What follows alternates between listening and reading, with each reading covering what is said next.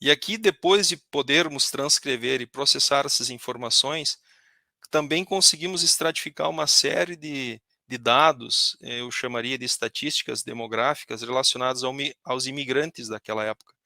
Aqui eu trago um resumo de algumas das estatísticas das várias que temos. São 9 páginas em estatísticas, né? Foram 7.025 imigrantes, né, trazendo a totalidade, sendo que desses 57% eram homens, uma diferença demográfica da proporção que é hoje, por exemplo. 63% eram solteiros, 67% eram protestantes, é interessante, né? Uma massiva chegada de protestantes naquela década para um país católico, né?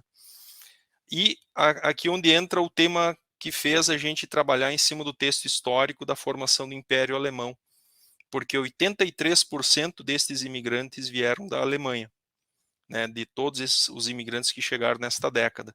Outros 8% vieram do Império Austríaco. Isso soma 91% de imigrantes de língua alemã. Então, por isso, tratar o tema como texto histórico para este primeiro volume, a formação do Império Alemão, porque tem também esse conflito com o próprio Império Austríaco. E destes é interessante destacar que 54% eram declarados como prussianos. Isso também vai mudar.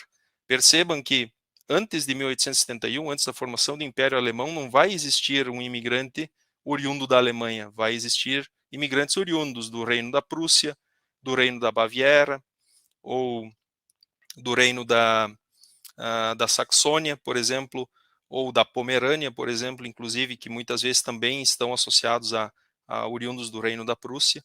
Somente após a gente vai encontrar imigrantes chegando para o Brasil cuja origem era, por exemplo, da Alemanha, mas é interessante só trazer um pouco também esse contexto histórico.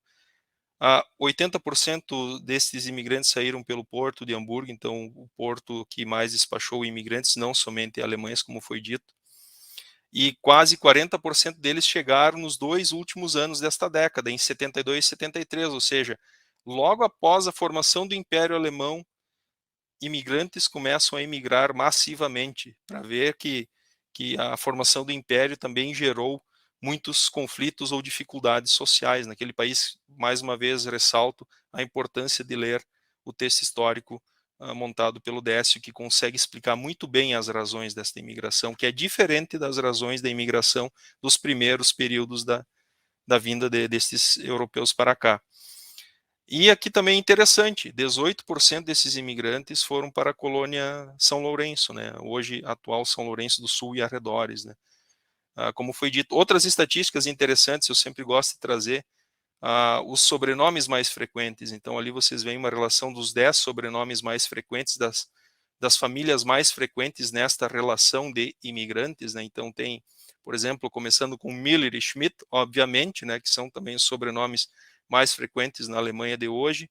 Mas vejam lá no meio, o imigrante, o sobrenome número 7, da Silva, porque também a partir de um determinado momento vários portugueses começaram a vir para o Brasil e estão também apresentados nesse livro. Mas também tem imigrantes holandeses, tem franceses, tem alguns poucos italianos já chegando, também tem alguns poloneses já chegando, enfim, muito interessante. Só para dar um pouco mais a abrangência das informações que a gente conseguiu estratificar, né?